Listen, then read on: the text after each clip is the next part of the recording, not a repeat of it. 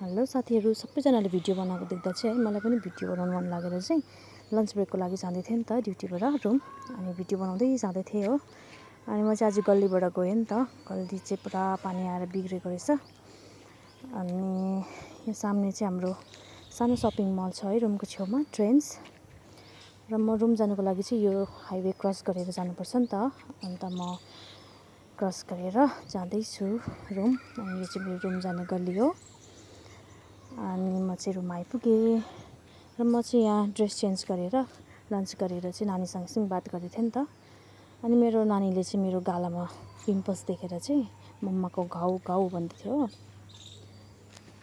अनि घरिघरि मलाई देखाउँदै थियो मम्माको घाउ भन्दै। अनि उसको पनि घाउ छ भनेर भन्दै थियो मलाई हो, मेरो पनि घाउ छ। अन्त उसले देखाउँदै थियो उसको गालामा, यहाँ पनि मेरो पनि घाउ घाउ छ भन्दै थियो हो।